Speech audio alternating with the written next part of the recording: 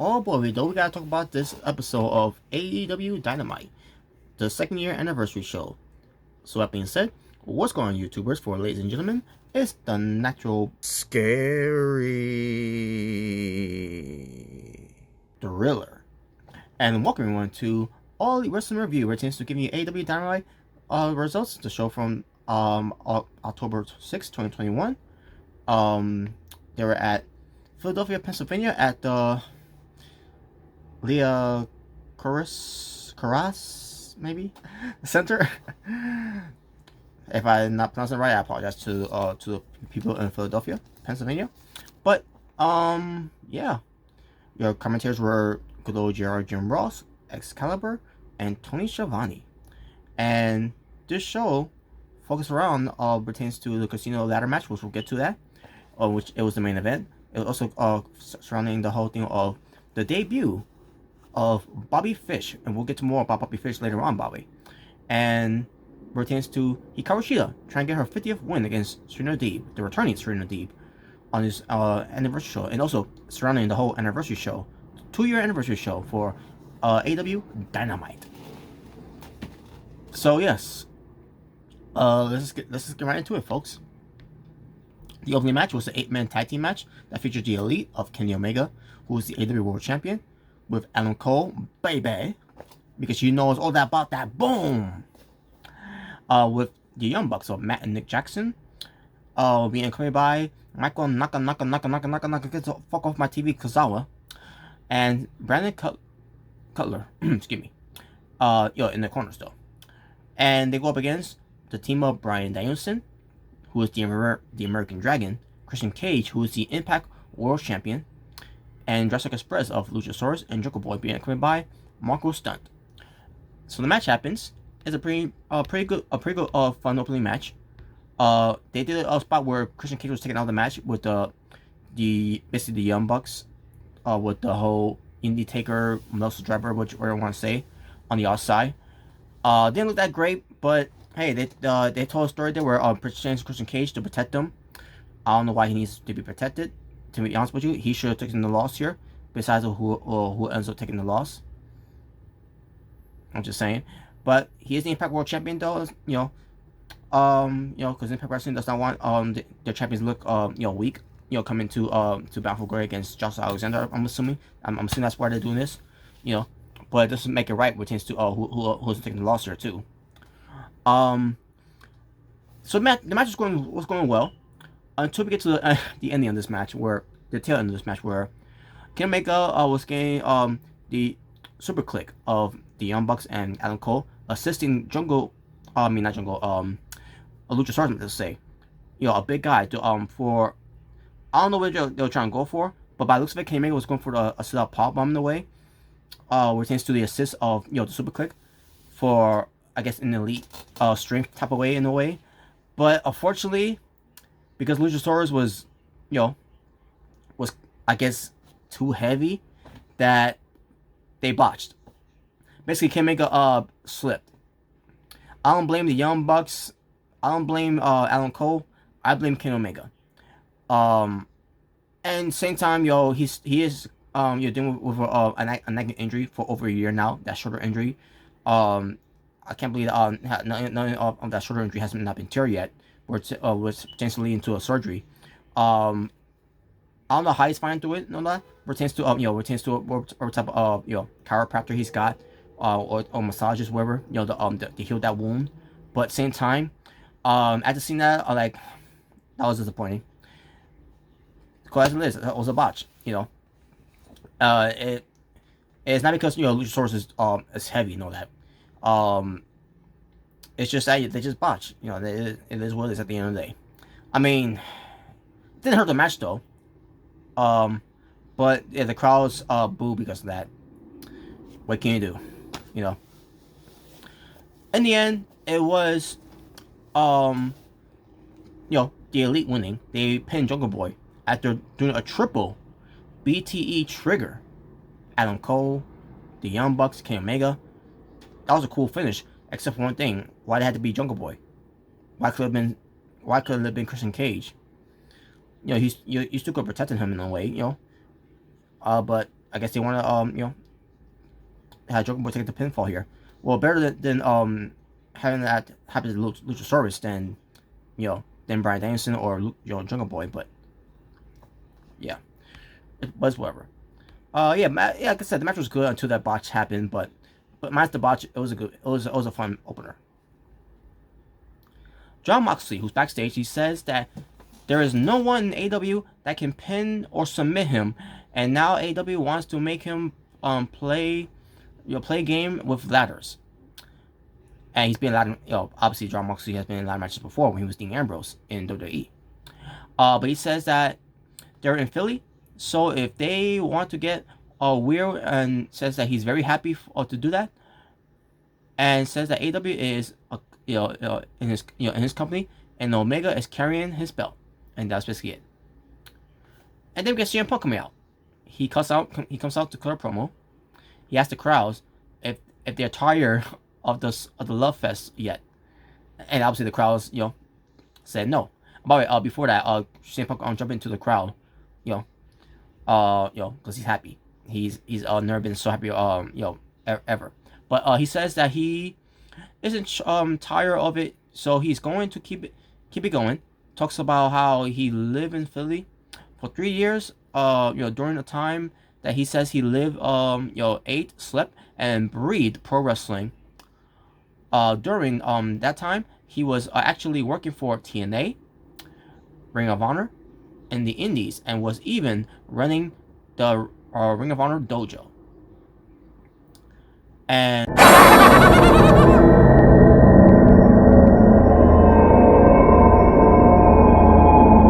sorry, folks, I had to take care of something, but moving on. Punk says that he used the money that he made wrestling to buy himself a computer, an iPod.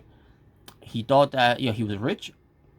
Says that he was rich, but he is rich, but he was rich. I meant to say, because of the community, and he had immersed himself in with wrestling, and says that he so glad that he is immersed. I'm assuming that's how it's pronounced. Himself in that community once again. Says that he wants to give back to his community, and says that he'll let the fans pick if they want him to buy everyone cheesesteaks. But first it wasn't. He said something about can't remember what else I can't. He said he said cheesecake.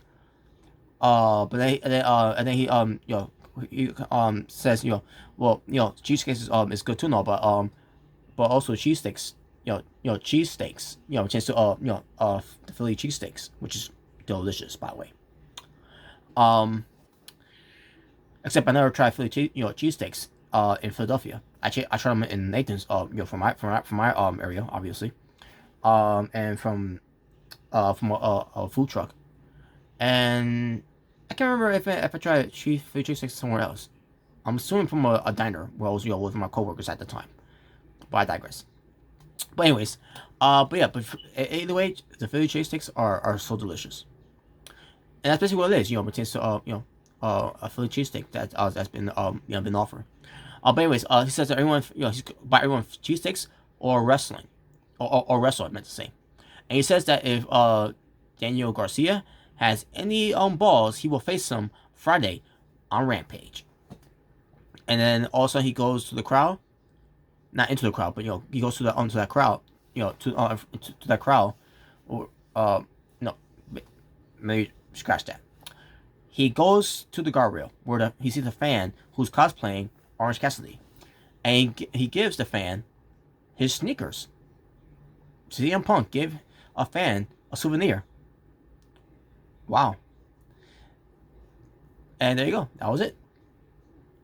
And the whole thing about that is that he's rich. Simple, which is a fact there. So there you go. That was it. That was not much to say about that. So yeah, and as far as Rampage, I can't wait to talk about that show too. Also, we see footage of Armed Anderson. Double A Arn Anderson, but I'm calling him Armed Anderson because of that promo that he did what he said last week. Basically, he talks about the issues with Cody Rhodes, with Malachi Black. He's got basically a trash can that he's lit on fire on the inside to burn some things, right? Also, in Cody Rhodes, basically he's in front of Cody Rhodes' house, and Cody Rhodes sees from the balcony like Arn, what are you doing? And then armed Anderson, I should say, because he's armed. He basically told Cody Rhodes to come down, basically saying that now you knows I was out here, and then says that he is a symbolist of what Aleister Black did to the entire Nightmare family. Says that Cody Rhodes isn't very good right now, and tells him to just go back and paint a star on your face, Stardust. Basically talking about his WWE gimmick, and everything will be cool. And he tells Cody Rhodes to hand him his tie. Cody Rhodes says, he doesn't need to throw that away. And then also, armed Anderson slapped him right across the face. He should have slapped him with his gun. But then also Cody Rhodes starts, he starts to throw his own tie into the trash can itself. And then armed Anderson said, that he threw away their family, and that was it. So it was intriguing. I love the that whole thing. We get a video package highlighting Bobby Fish, and what a highlight it was. Great. And then it leads to the AEW TNT Championship. The Spanish God, Sammy Guevara, the champion, defends it against Bobby Fish, who will give you a reason, which by the way is a theme song that he came out with, where it tends to from Ring of Honor. That was I think so he mused with Kyle Riley when they were the Red Dragon. I'll give you a reason. I'll give you a reason. Great song, by the way. Great song. I miss listening to that song too. So they have the match, and it was a pretty damn good match. They took it each other to the limit in this match, multiple times. Bobby Fish, he still got it. He could still go. However, in the end, we all knew Bobby Fish was going to win. So in the end, it was Sammy Guevara with the GTH for the win, and fold them up, for the win, and still your AEW TNT champion. After the match, we see the American Top Team coming out to attack Sammy Guevara. There was no Ethan Page out there, which I don't know why he wasn't there, but I digress. But they beat up on Sammy Guevara, who tried to defend himself. Figure Del Sol comes out for the save, but no avail, because obviously it's Figure Del Sol. Who cares? But then Chris Jericho comes out and Jake Hager, to try to even the odds, and Junior Dos Santos basically has to sell Chris Jericho's punches in a way. An MMA fighter. Looks ridiculous. American Top Team cuts a promo. Basically, we're chasing American Top Team, Dan Lambert. But he couldn't, cut a promo because, the song of, Jericho's was still playing. It stopped eventually because, and the crowd were singing along. So basically, Dan Lambert was annoyed, and I thought it was great, by the way. It was just a great moment there. But then Dan Lambert starts cutting a promo.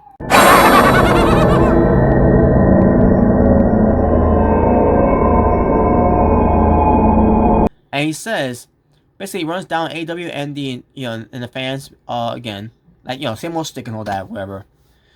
And then it leads to where they're gonna have a match in South Florida, which in Miami, for Dynamite, which is great on the Saturday, by the way. I'm assuming because of the NBA schedules thing. So Jericho goes a promo and basically accepts the challenge, and that was basically it. So there you go. Not much to say about that. It was whatever. Tony Schiavone, basically, there was an announcement to make on that show where it was going to be Tony Khan making an announcement. At the same time, where it tends to Tony Khan making an announcement, it ends up being Tony Schiavone, and this was no different.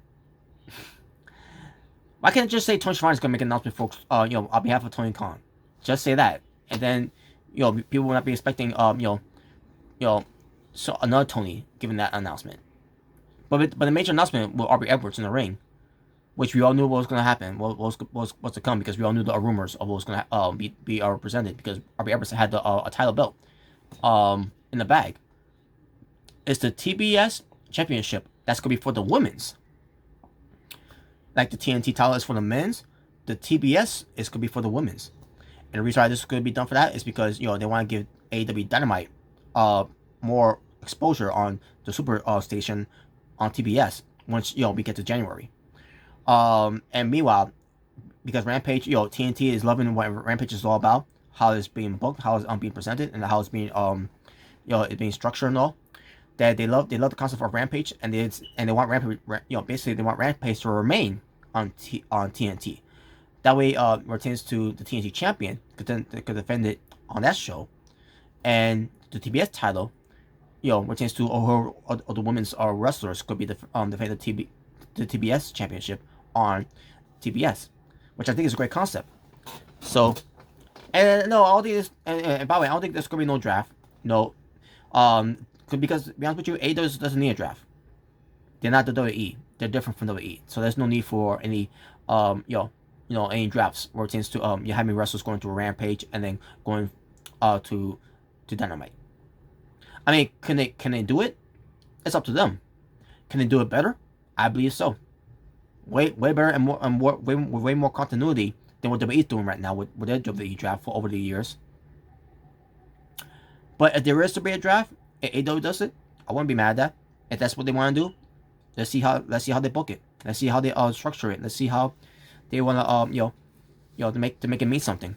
Unlike how WWE doesn't make it mean something at the end of the day. But again, it's real up to them if they want to do it or not. But to me, but for me personally, they don't need to do the draft. That's just me. But yeah, but they revealed the title. There's a picture of it.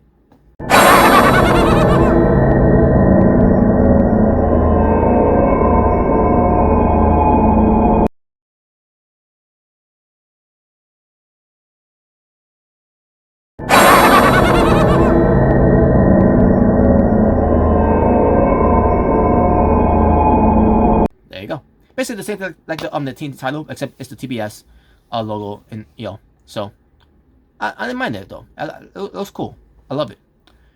So they run. So that's basically it. So there you go. We get a sit down interview with Jim Ross and Darby Allin, where Jim Ross told Darby Allin about his story, about about what MJF said, about his drunk uncle dying, in a car wreck.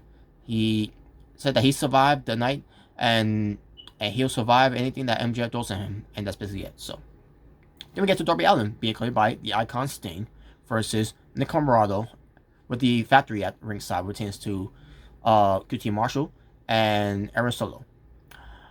As to know Anthony Ogogo, of what I heard from CJ, shout out to CJ, the Lone Wolf, where also from Forster too, where I'm assuming he's got an eye injury, Anthony Ogogo, which I thought it was just part of the storyline, where it takes the eye thing, from when she against Cody Rhodes, but that ends up being a legit thing, so it's unfortunate.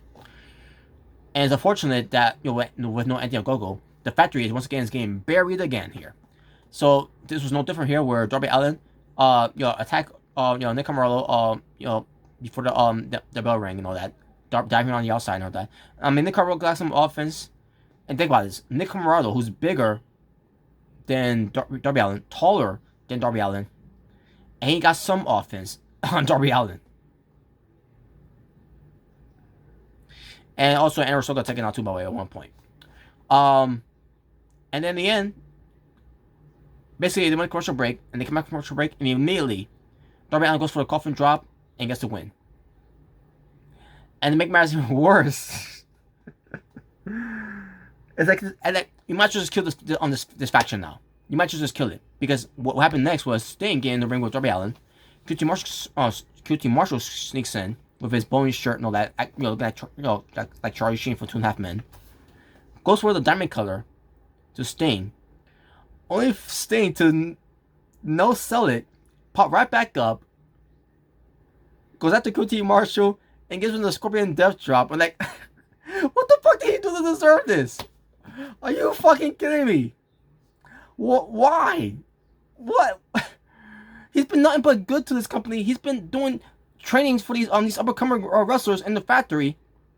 No pun intended, but what?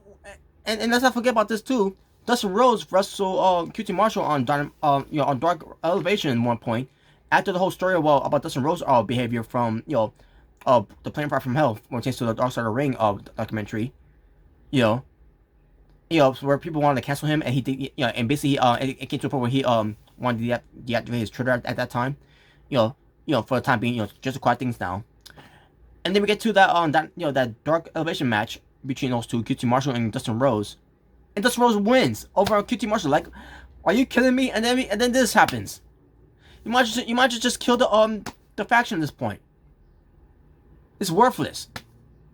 And on top of that, there's no other people to join along with the factory, to actually make them legit, to make them mean something. No, you're just gonna bury them just for the sake of burying them. Like, why? What did they do to deserve this? I don't understand this at all. I mean, I'm not mad. I'm not upset. I guess in a way I'm upset with this, but I'm not. It doesn't get me to a point I'm mad about it, because at this point, what's the damage been done at the end of the day? Especially what happened at All Out with Paul White. And you think about, with the Gun Club, doing this whole thing with the by being down on Paul White. Maybe that was joined with the factory. Nope. It was not about that at all. It was just about the Gun Club, because they wasn't getting the respect that they deserve. They wasn't getting the opportunities that they deserve, even though that makes no sense at all. I don't know whose idea is booking this, but this is not helping the this anyone's case at all at the end of the day. It's just not. Dark Order talks about their issues with the decisions they vote on, any decisions for the future. John Cena wants them to vote on rather Alan Angels should have put his mask back on. leave Alan Angels alone. If he doesn't want to be he doesn't want to wear a mask anymore. So let him not wear the mask anymore, because he looks better without the mask anyways. If anyone should wear a mask is is 10. But at the same time, if 10 wants to move away from the mask too, I wouldn't mind that either.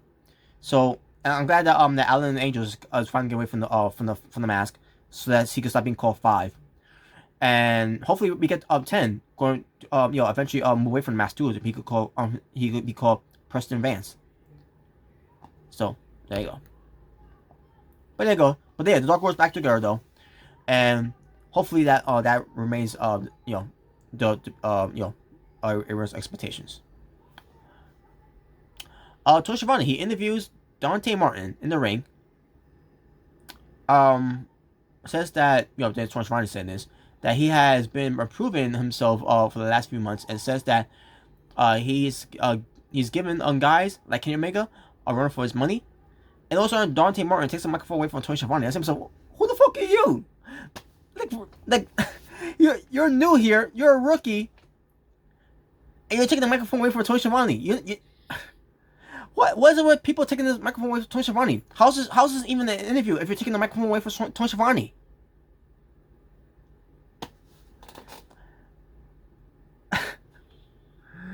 So Dante Martin says, despite that, he says that he will fight anyone they bring to him. All of a sudden, the lights goes out, and it comes back on. All of a sudden, it's Malachi Black, and I was like, that's gotta be Malachi. And he comes out of nowhere, gives him a black mask to Dante Martin. Then the lights goes out, then comes back on, and he's basically has a microphone and says, the House of Black accepts. And basically, we saw Dante Martin laid out on the outside, because we all thought we was wondering where was he, because when he got black mask, he just and then when and the lights went out, and then when it came back on, like, wait a minute, where is he? So, but I thought that was kind of weird the way they did it though. So, basically they telegraphed here that it's going to be Malachi Black versus Dante Martin when that's going to happen. I think they announced it for Dynamite for next Saturday. Maybe they did, maybe they didn't. I don't know. I gotta look back at that. So, by the way, it's gonna happen either way, either on Dynamite or on Rampage, whichever it's gonna be. So, all for next week. Ricky Starks, he hopes up the FTW Championship title. Talks about his history in the ECW. talks about the history of the FTW title from ECW. I meant to say, my apologies, because Ricky Starks was not a wrestler at that time yet, so my fault with that confusion. And he says the reason he has the title is because he has the same FTW mindset as Taz had. Ricky Starks said that he wanted to challenge Brian Cage to a Philly street fight, and also when Brian Cage shows up and basically goes to the ring to attack Ricky Starks, and then also we get Powerhouse Hobbs and Hook coming out to pull out Ricky Starks, hold him back, and that was basically it. So that's up for a Rampage, and we'll get to that review when I get to it. We get women's from the locker room talking about the TBS title backstage. Basically the highlights of it, like they showed on the Rosa, Ruby Soho, Sky Blue, and Jay Cargill. And that's I can't remember if they show anyone else too, but that's basically who they show. Now I don't know, because the thing is, I thought when this were showing that, especially when they're doing Rampage, I thought that was gonna be like it's just gonna be a series of 3 matches. I thought that was gonna lead to, but I guess we have to find out to see if that ends up being the case or not. But I digress. But they're showing on the women that wants to be the TBS champion in the AEW. Then we get to Hikaru Shida versus the women of 1,000 Holes, Serena Deeb. Where if Hikaru Shida wins, she gets her 50th win trophy, which they had her there presented, on stage and everything. Well, not on stage, at ringside, I should say. So they have this match, good match. Serena Deeb, she's not completely a heel, but she's one of those type of characters where, because they're having a back and forth, and then Shida extends her hand for a handshake. Serena Deeb's like, you know what?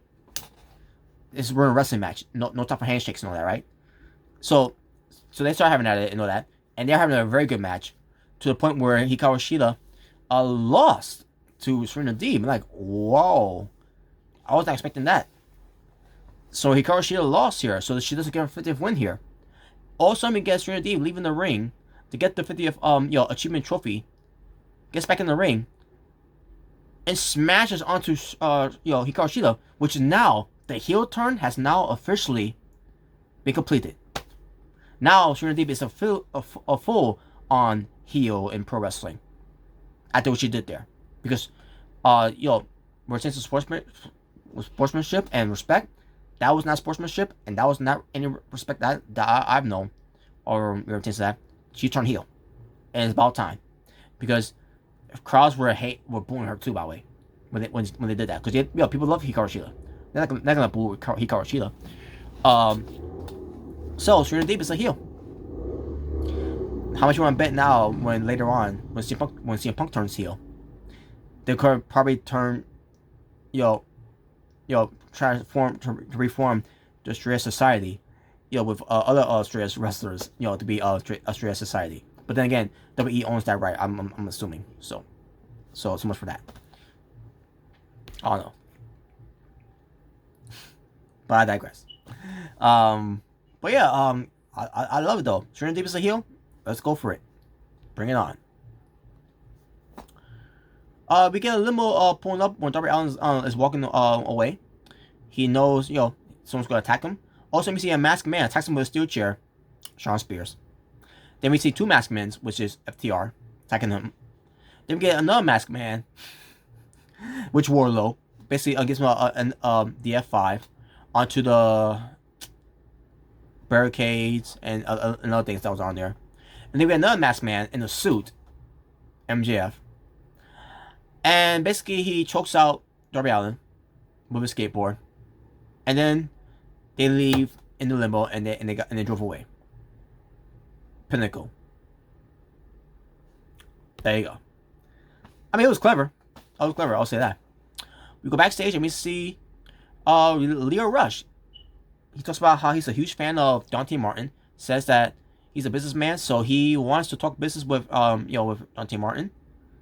Leo Rush says that he sees an undervalued star in AEW, like a Dr. Martin, and says that he wants to take him to the new heights. Says that Dr. Martin needs a little bit of guidance, and he can provide him with that guidance, and that was it, because he's a business finance manager in a way. So then we get to Dr. Britt Baker, DMD. She talks about the new title that says it's great because now all the jealous words in the back can fight over it for something other than her of her title, and says that basically told them to have fun in the little tournament, and says that she will be watching from the top, and there you go. Main event time. And obviously it was a good promo there. But yeah, main event time. The casino ladder match, which pertains to once every 2 minutes another participant comes in until we get to the end, which is the end is gonna be the Joker, which we'll get to that Joker part when we get to it. Because all week I thought about who could it be. It's not gonna be anyone that's gonna debut. It's gotta be someone returning. Keep that in mind. So it was Orange Cassidy coming out first, and then we see Pac coming out, and like, yes, two guys that had matches in the past before starting off here, and they're having at it, and we get to the next participant coming out, which is Andrade El Idolo with his assistant Jose coming out, and he gets in there, and he's mixing up with Pac in there, and Orange Cassidy gets in there mixing up with Andrade. Also, we get Matt Hardy coming out after 2 minutes pass by, and he comes in. Also, we go to commercial break, and during the commercial break, in picture, who comes out? The Murder Hawk monster, Lance Archer. Are you fucking kidding me, AEW? You could have had Matt Hardy in that spot, because no one cares about Matt Hardy with this whole Matt Hardy, the Hardy family office with him being Big Money Matt.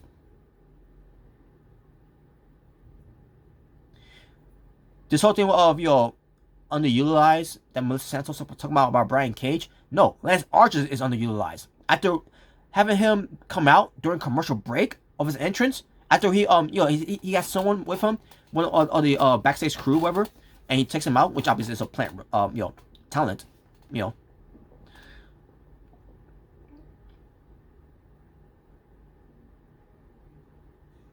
They did Lance Archer wrong there. You could just have Matt Hardy make an entrance and no one would care, during the picture-in-picture. But it had to be Lance Archer of all people.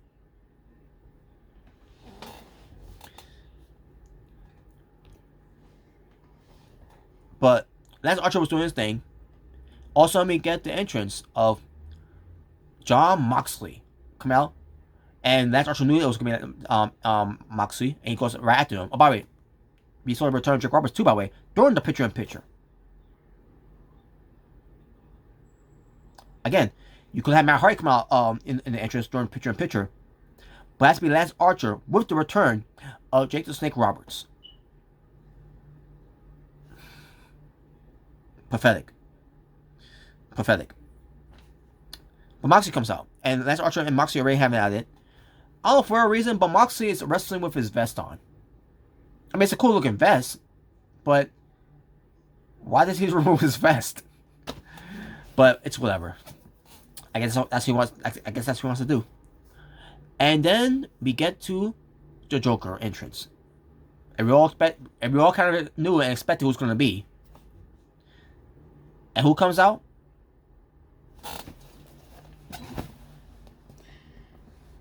The Hangman Adam Page returns to do some cowboy shit. Yes, and I knew it. And when he came out, I popped like I was there in that crowd.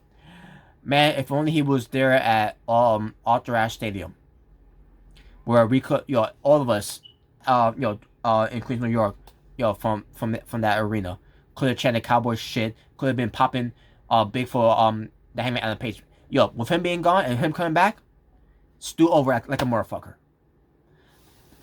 The motherfucking Hangman is back, and I couldn't be more happier to see him back. So he starts wrecking shit. And to Pac, cause his momentum out. Basically, he kicked everyone's ass except for Pac, who ends up getting the upper hand on him. And then eventually, Hangman did got back a little bit. But yeah, we also got not only retains the ladders. About it, and speaking of which, retains this whole interest going on. For those that that were out there, in this ladder match, you could they could with them climbing up there and grabbing the chip, which by the way it gives them an opportunity of an AEW World Title shot in the future wherever they decide. They could grab that anytime they wanted without anyone coming out. Pertains to the numbers that they drew. And I said to myself, well, they'll be out of luck then if that would happen, because this whole thing because I think they could have they could have booked it even better. They could have booked it a lot better than that, because like how War Games does. Wait till everyone comes out first, and then you could be allowed to grab the chip. Instead of how they did it, where it tends to you could grab the chip and for those that hasn't come out yet, they're out of luck. At this point, they're not going to be able to to capitalize on the opportunity, which it's and it's been the last year too, by the way. Excuse me. With holding Brian Cage, make his debut, from that Double Nothing event. So yeah, they need to do a lot better next time with that. So whichever comes out first, make the entrance, and then they can worry about coming the ladder and grab the chip that's hanging above the ring. But yeah, also had tables involved. I can't remember what else weapons that I'm using in there, but Matt Hardy had a cool spot on taking out Orange Cassidy and himself. But even as Archer was doing his thing, even the Hangman and Page getting Pac with the Deadeye off the ladder through a table, and I'm like, holy shit, that was, oh my god, that was insane. That like Pac it could have ended badly with Pac, but it was let's just say he's still good. He is still good. But man, it was insane. It's just crazy. This was a crazy match. With a lot of insane moves in there.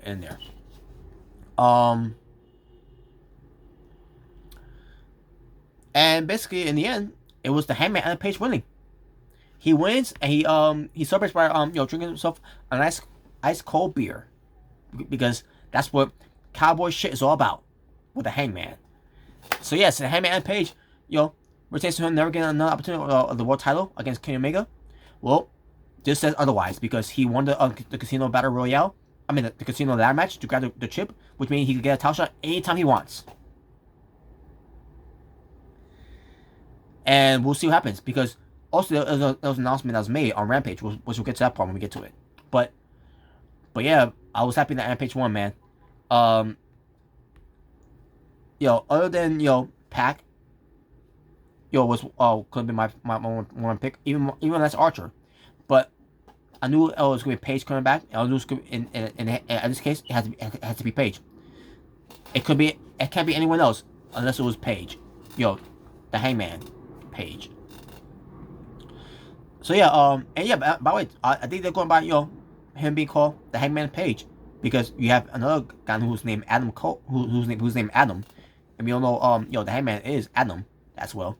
Adam Page, and you got Adam Cole. So it was back in the days of Ring of Honor too. Even and also in New Japan Pro Wrestling, where Adam Cole ends up being part of Bullet Club, and then Adam Page ends up being part of Bullet Club.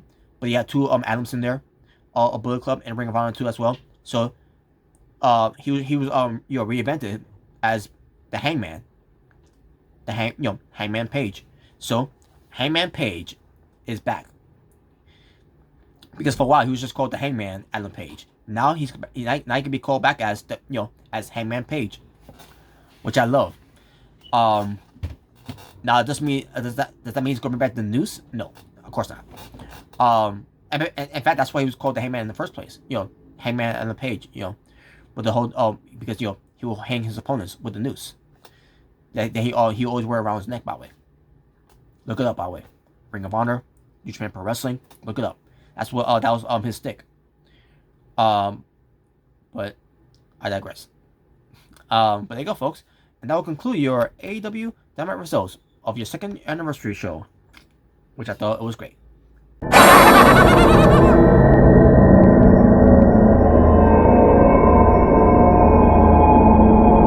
5 matches worth of Tournament Wrestling, and my overall strength for the show, I'm going to go with a 9 out of 10. Amazing show. It was. And that being said, thank you all for watching. For It's the Natural Scary Thriller, saying peace on the streets. For you to be well, stay safe, take care of yourself, everything that's going on in the world, wear your mask or your gloves, get vaccinated, and there you go. Love one another, God bless one another, live in peace and harmony for us all. For I am out here, ta-ta for now, and I'm out. Take care.